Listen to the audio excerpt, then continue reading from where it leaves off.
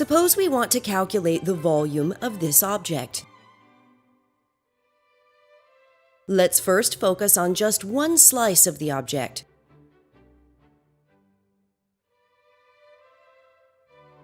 This slice can be thought of as a group of rectangles. Each of these rectangles has a height of z and a width of dx. Therefore, the area of each of these rectangles is z multiplied by dx.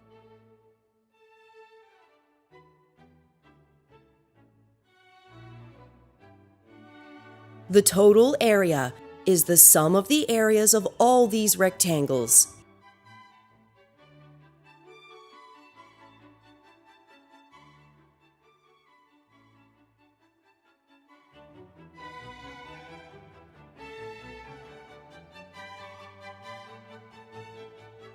The sum is represented with the following symbol.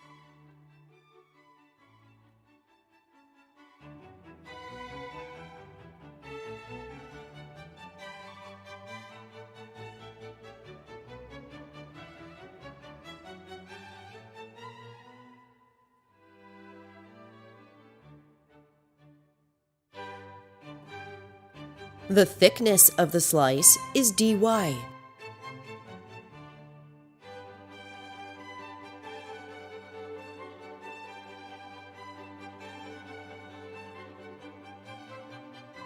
The thickness multiplied by the area of the slice is equal to the slice's volume.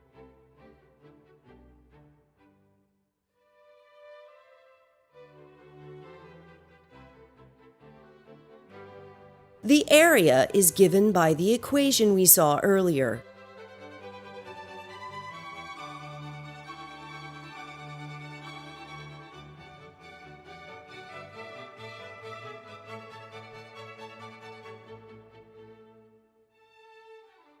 Similarly, we can calculate the volume of each of the different slices that make up the object.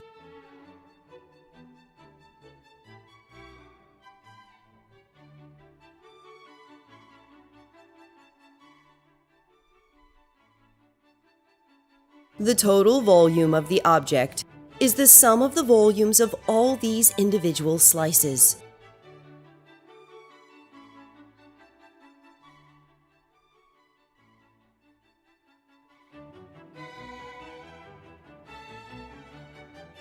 The sum is represented with the same symbol as before.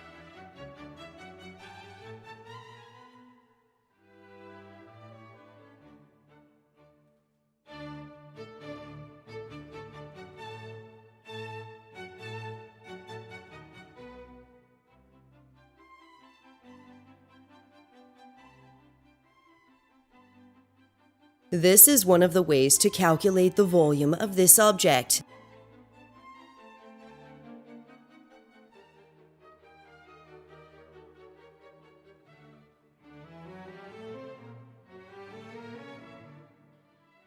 Suppose that we now instead consider a slice in this other direction.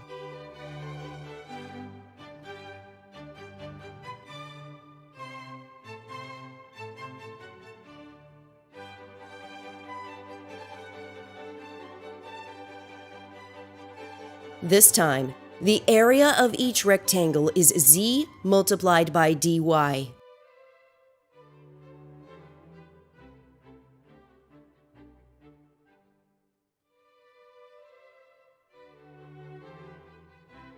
The total area of this slice is the sum of the areas of all these rectangles.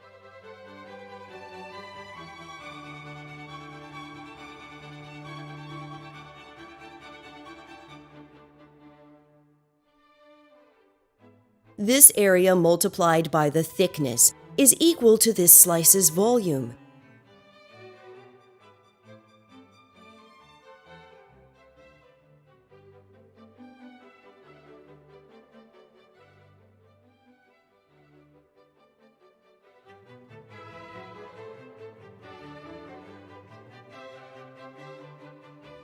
The total volume of the object is the sum of the volumes of all these individual slices.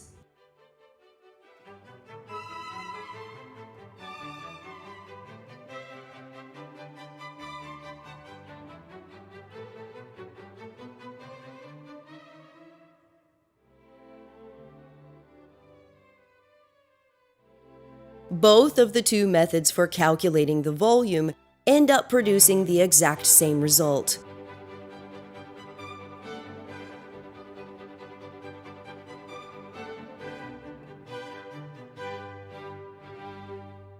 So far, we've been using what we call rectangular coordinates.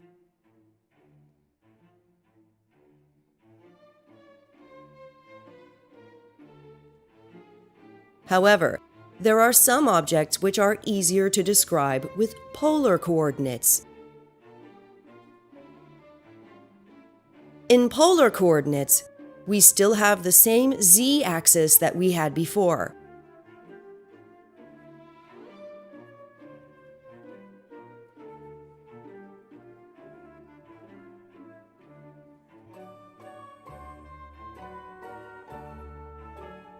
Instead of using x and y, each point is now specified by how far away it is along the radius from the center.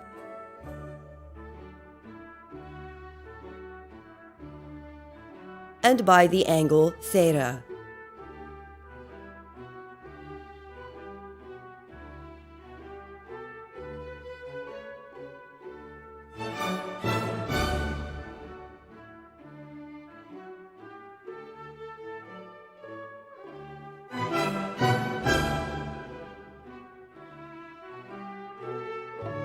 As before, suppose that we want to know the volume of this object.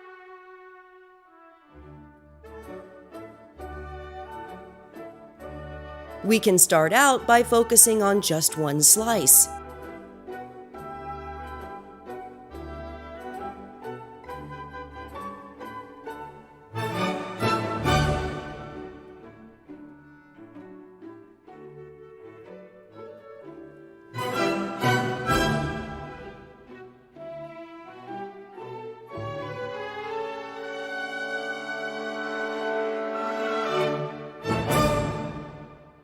Each of these sections have a height of z.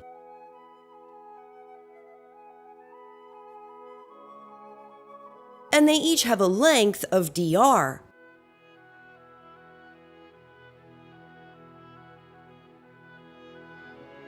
But the width of each of these sections is different.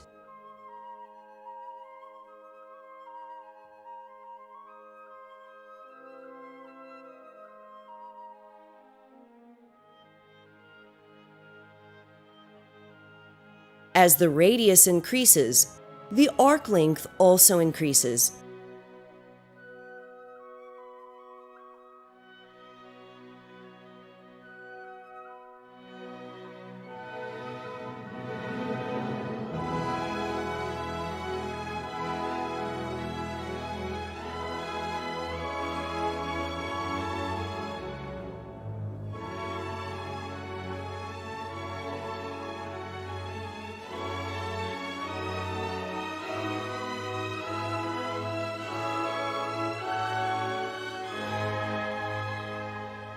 If the angle changes by d theta, then the arc length changes by r multiplied by d theta.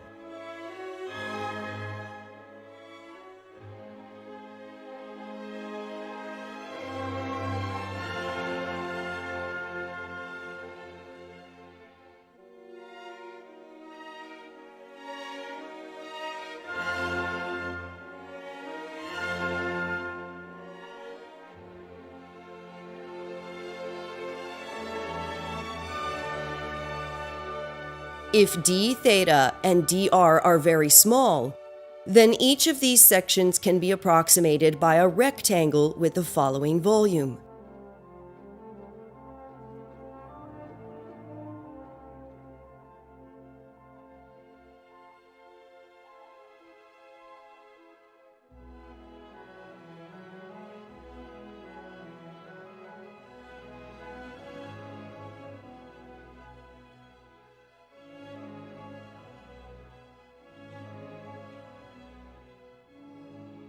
The total volume of this slice is equal to the sum of the volumes of each of these sections.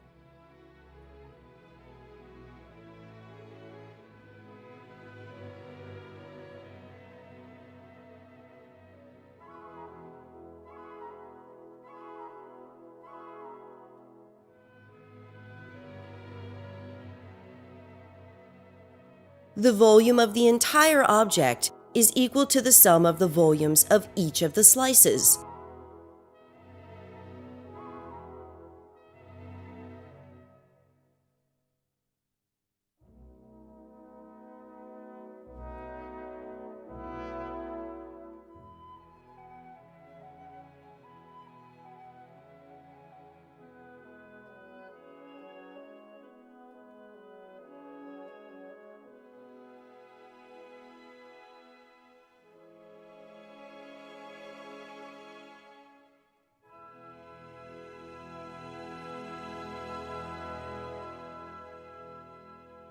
This is one of the ways to calculate the volume of this object.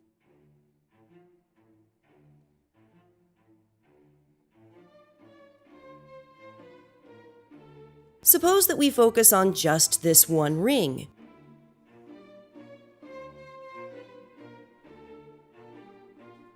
The volume of each section of the ring has the same formula that was shown before.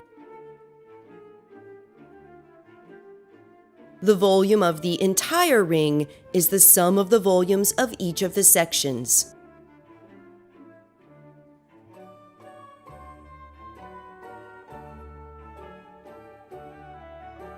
The volume of the entire object is the sum of the volumes of each of the rings.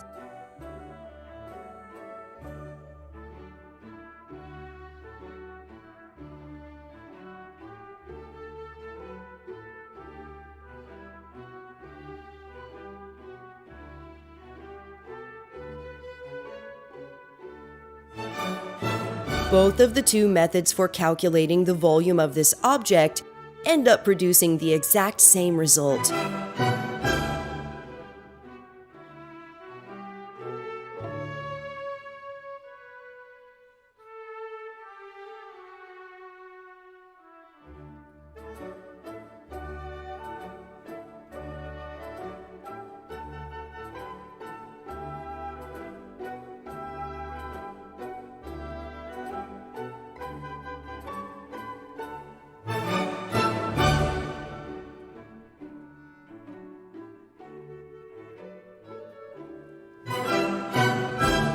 Let's calculate the volume of a disk, which always has a height exactly equal to 1.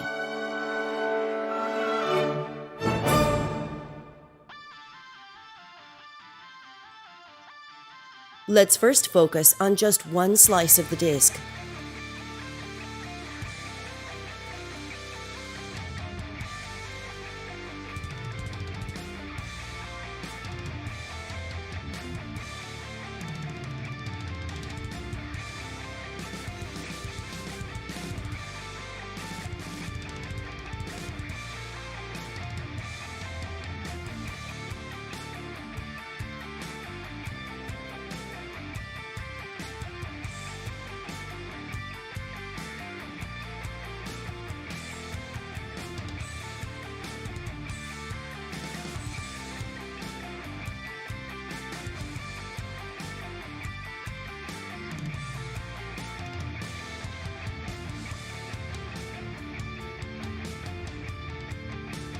If d theta is small, then this slice is approximately a triangle, and we have therefore produced the equation for the area of this triangle.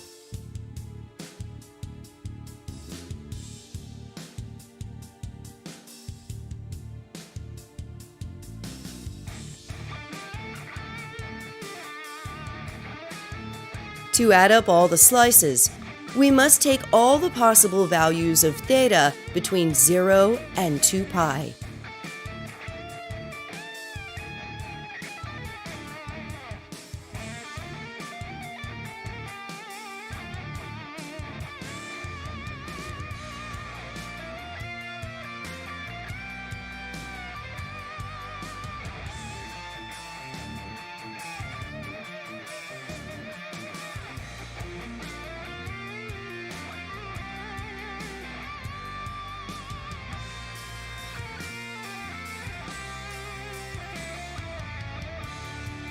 And hence we have produced the equation for the area of a circle.